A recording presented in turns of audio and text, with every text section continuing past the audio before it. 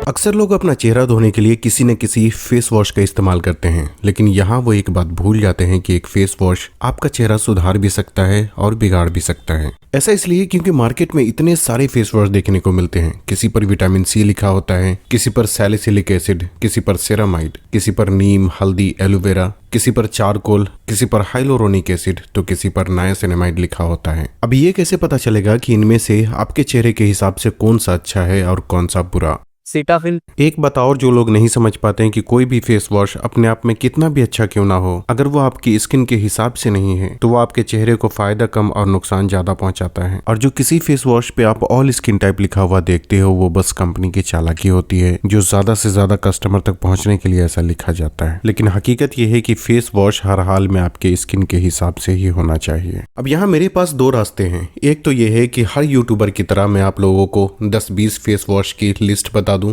जिसे देखकर आप फिर से कंफ्यूज हो जाएं और सोच में पड़ जाएं कि आपको इनमें से कौन सा खरीदना चाहिए। और दूसरा रास्ता यह है कि मैं आप लोगों को कुछ बहुत अच्छे फेस वॉश की लिस्ट बताने के साथ साथ वो तरीका भी सिखाऊं जिससे आप लोगों के अंदर वो काबिलियत पैदा हो जाए कि अगर कभी भी आपको अपने लिए या अपने परिवार में किसी के लिए कोई फेस वॉश खरीदना हो तो 100 यूट्यूबर की 100 तरह की वीडियो देखकर कंफ्यूज होने के बजाय आप खुद ये फैसला कर सकें कि आपके लिए कौन सा फेस वॉश सबसे बेहतर हो सकता है। इसलिए आज हम जानेंगे कि आपको अपने चेहरे के हिसाब से फेस वॉश किस तरीके से चुनना चाहिए। और आपकी आसानी के लिए हम 5 ऐसे बेस्ट फेस वॉश के बारे में भी जानेंगे जिसे आप अपने आसपास की दुकान या ऑनलाइन भी आसानी से खरीद सकते हैं। और इन 5 फेस वॉश में से नंबर 1 पर आने वाला फेस वॉश थोड़ा स्पेशल है जिसे आपको मिस नहीं करना चाहिए। आपने कभी सोचा है कि जब भी आप एक शर्ट को थोड़े दिन पहनने के बाद उसे उतारते हैं तो पूरी शर्ट के मुकाबले उसके कॉलर पर सबसे ज्यादा मैल जमी हुई नजर आती है। अगर आप इसे साफ करने की कोशिश करते हैं तो सिर्फ पानी से ये बिल्कुल भी साफ नहीं होता। इसके पीछे का कारण यह है कि हमारी स्किन पर जो रोम छिद्र होते हैं उससे होकर एक तरीके का तेल निकलता है जिसे सीबम ऑयल के नाम से जाना जाता है। अब क्योंकि शर्ट की कॉलर हमेशा ही स्किन के संपर्क में रगड़ खाती रहती है, इसलिए स्किन से निकलने वाला तेल कॉलर पे लग जाता है। और क्योंकि तेल की खासियत होती है धूल मिट्टी को अपनी तरफ खींचना, जिससे कि शर्ट की कॉलर ज्यादा गंदी हो जाती है। अब यहाँ समझने वाली बात यह है कि इसी तरीके का तेल हमारी चेहरे की स्किन पर भी निकलते रहता है, लेकिन हर किसी के स्किन में ये एक जैसा बिल्कुल भी नहीं होता। जिन लोगों के चेहरे की स्किन पर ज्यादा ऑयल निकलता है, ऐसी स्किन को ऑयली स्किन के नाम से जाना जाता है। और स्किन ऑयली होने की वजह से इस पर धूल मिट्टी और गंदगी जल्दी जमा होने लगती है। अगर स्किन में ज्यादा ऑयल निकलने के साथ साथ एक्नी और पिंपल्स की प्रॉब्लम भी होने लगती है तो इस तरह की स्किन को एक्नी प्रोन स्किन के नाम से जाना जाता है। लेकिन वहीं अगर सिर्फ माथे पर, नाक के आसपास और दाढ़ी के हिस्से में तेल ज्यादा निकलता है और चेहरे का बाकी हिस्सा नॉर्मल रहता है तो ऐसी स्किन टाइप को कॉम्बिनेशन स्किन के नाम से जाना जाता है। अगर किसी की स्किन में सिर्फ उतना ही तेल निकलता है जितना स्किन को जरूरत होती है तो ऐसी स्किन को नॉर्मल स्किन के नाम से जाना जाता है। लेकिन जब स्किन में ऑयल का प्रोडक्शन नॉर्मल से बहुत कम होता है तो ऐसी स्किन को ड्राई स्किन के नाम से जाना जाता है, जो देखने में बहुत ज्यादा रूखी सूखी नजर आती है। पर अगर स्किन ड्राई होने के साथ साथ उसमें रेडनेस और दूसरी प्रॉब्लम भी शुरू होने लगती है तो ऐसी स्किन को सेंसिटिव स्किन के नाम से जाना जाता है, जिसमें कुछ भी लगाने से बहुत जल्दी रिएक्शन होने लगता है। चेहरा लाल हो जाना, खुजली या फिर रैसेस होना, इस तरह की स्किन में आसानी से देखा जा सकता है। अब यहाँ जरूरी नहीं है कि सेंसिटिव स्किन ड्राई स्किन में ही हो, ये किसी भी स्किन टाइप में हो सकता है, लेकिन आमतौर पर ऐसी प्रॉब्लम ड्राई स्किन में ज्यादातर देखने को मिलती है। अब यहाँ हमें पूरे 6 तरीके की स्किन टाइप देखने को मिलती है, लेकिन मार्केट में जो फेस वॉश मिलते हैं वो आमतौर पे 3 तरीके के होते हैं। इसलिए यहीं पर अक्सर लोगों से फेस वॉश खरीदने में गलती हो जाती है। यह इन सभी स्किन टाइप को 2 हिस्से में बांटा जा सकता है, जिसमें पहली जो 3 स्किन टाइप है यानी ऑयली, कॉम्बिनेशन और एक्नी प्रोन स्किन, ये लगभग एक जैसी होती है, क्योंकि इन तीनों ही स्किन टाइप में चेहरे पर ऑयल का प्रोडक्शन ज्यादा मात्रा में होता है। इसलिए जब कंपनी ऐसी स्किन टाइप के लिए कोई भी फेस वॉश बनाती है तो उसमें मेन मकसद होता है चेहरे पर आने वाले एक्स्ट्रा ऑयल को साफ करना। और इस काम के लिए ऐसे फेस वॉश के अंदर salicylic acid, benzoyl peroxide, zinc PCA, glycolic acid, नीम, चारकोल या फिर नायासिनामाइड जैसी चीजों को मेन इंग्रेडिएंट के रूप में डाला जाता है। पर जो नॉर्मल, ड्राई और सेंसिटिव स्किन होती है उसके अंदर पहले से ही स्किन में ऑयल का प्रोडक्शन बहुत कम मात्रा में होता है।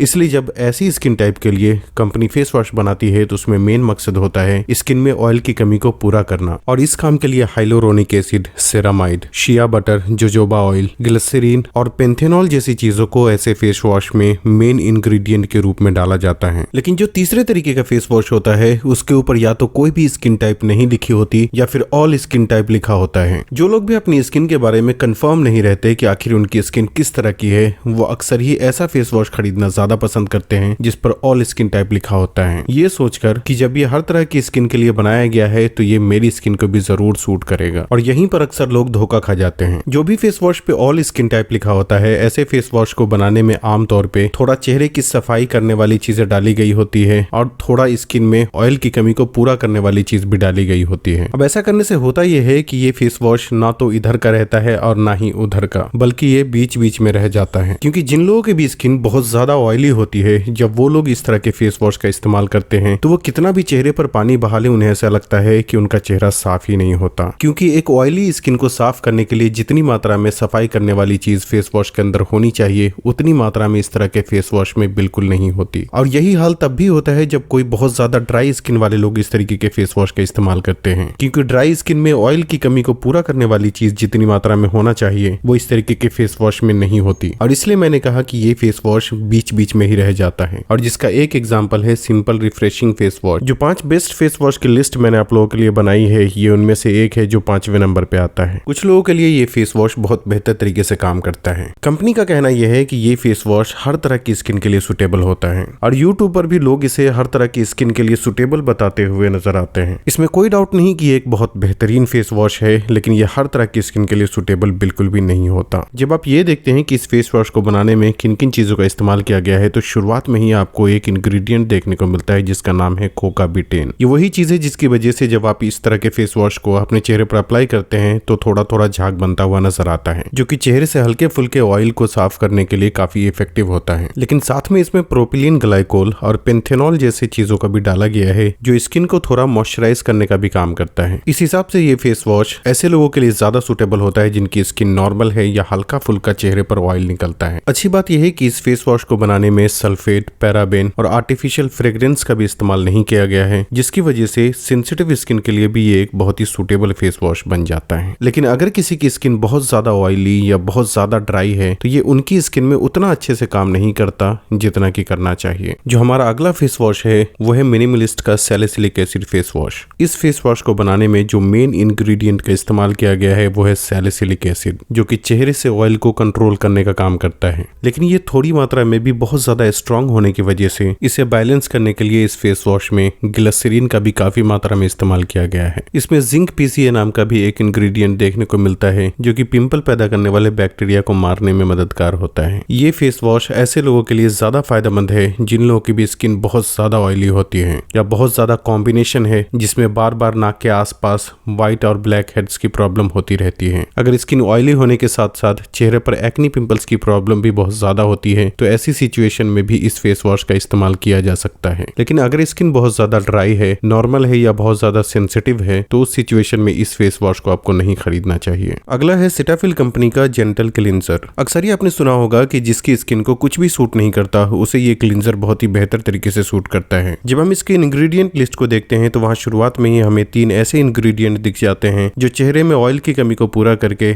स्किन को हाइड्रेट और मॉइस्चराइज करने का काम करता है। जब आप थोड़ा नीचे देखते हैं तो यहाँ 8वें नंबर पे एक ऐसा इंग्रेडिएंट आपको देखने को मिलता है जिसका नाम है सोडियम कोकोइल आइसोथाइनेट। ये एक तरह का बहुत ही माइल्ड क्लींजिंग एजेंट होता है जो स्किन की सफाई करने का काम करता है। लेकिन इसका इंग्रेडिएंट लिस्ट में 8वें नंबर पे होने का मतलब ये है कि इस क्लींजर में इसकी मात्रा बहुत ही कम डाली गई है। यही कारण है कि जब आप सेटाफिल जेंटल क्लींजर को अपने चेहरे पर अप्लाई करते हैं तो बिल्कुल भी झाग बनता हुआ नजर नहीं आता। और एग्जैक्टली यही एक ड्राई स्किन को चाहिए होता है। ड्राई स्किन के साथ साथ ये सेंसिटिव और नॉर्मल स्किन में भी काफी बेहतर तरीके से काम करता है। लेकिन अगर आपकी स्किन में हल्का फुल्का भी ऑयल निकलता है तो आपको इसे नहीं खरीदना चाहिए। हालांकि इसी कंपनी का एक अलग से भी क्लींजर आता है जिसे खास तौर पे ऑयली स्किन के लिए बताया जाता है। लेकिन जब आप इसके भी इंग्रेडिएंट लिस्ट को ठीक से चेक करते हैं तो आपको पता चलता है कि इसमें भी जो मॉइस्चराइजिंग और क्लींजिंग एजेंट का रेशियो डाला गया है वो चेहरे पर आने वाले हल्के फुल्के ऑयल को साफ करने के लिए तो बहुत ही अच्छे तरीके से काम करता है। लेकिन अगर आपके चेहरे पर या आपके नाक के आसपास बहुत ज्यादा मात्रा में तेल निकलता है तो फिर इसे चेहरे पर अप्लाई करने से आपको ऐसा फील होगा कि आपके चेहरे की सफाई हो ही नहीं पा रही। इसकी एक प्रॉब्लम ये भी है कि इसमें अच्छी स्मेल के लिए परफ्यूम का भी इस्तेमाल किया गया है। अब ये परफ्यूम देखने में तो एक ही इंग्रेडिएंट लगता है लेकिन इसे बनाने में up to 300 different types of chemical का इस्तेमाल किया जाता है। फिर भी अगर आपको लगता है कि आपको फेस वॉश में अच्छी स्मेल के लिए परफ्यूम होना ही चाहिए तो ऐसे लोग इस फेस वॉश का इस्तेमाल कर सकते हैं जिनकी स्किन हल्की फुल्की ऑयली होती है।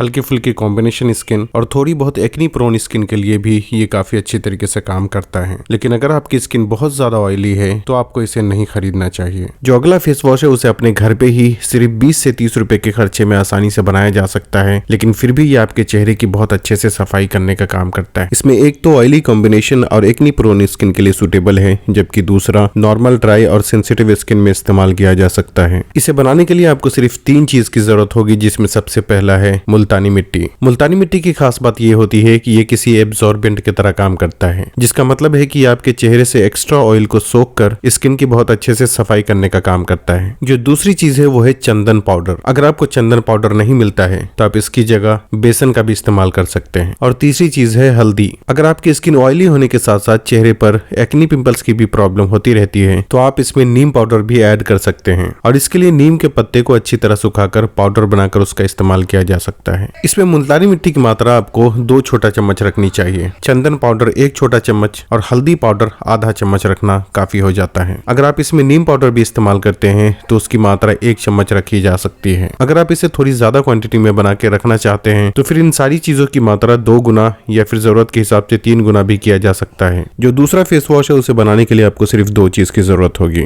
जिसमें पहला चीज है बेसन। बेसन एक बहुत ही माइल्ड क्लींजिंग एजेंट की तरह काम करता है और साथ में ये स्किन को थोड़ा बहुत मॉइस्चराइज करने में भी मददगार होता है। दूसरी चीज है ओट्स पाउडर, जो आपकी स्किन को बहुत ही अच्छे से मॉइस्चराइज करने का काम करता है। ओट्स एक तरीके का अनाज होता है जो कि आपको किसी भी ग्रोसरी स्टोर पे बहुत ही आसानी से मिल जाएगा, जिसे मिक्सी में पाउडर बनाकर इस्तेमाल किया जा सकता है। इन सभी चीज को अच्छी तरह मिक्स करके बोतल में भर के रख लें, और चेहरा धोते वक्त इस फेस वॉश का इस्तेमाल किस तरीके से करना है वो आप स्क्रीन पर देखकर समझ सकते हैं। फेस वॉश करने के बाद कुछ लोगों के लिए चेहरे पर मॉइस्चराइजिंग क्रीम लगाना भी जरूरी होता है। कौन सा मॉइस्चराइजर आपकी स्किन के हिसाब से सबसे बेहतर हो सकता है, अगर उस बारे में आप वीडियो चाहते हैं तो हमें कमेंट करके जरूर बताएं। अब इंशाल्लाह आपसे मैं मिलता हूं अगली वीडियो में, लेकिन फिलहाल इस वीडियो को उन लोगों तक जरूर पहुंचाएं जिसे इसकी जरूरत है, और तब तक के लिए अपना ख्याल रखें। अल्लाह हाफिज।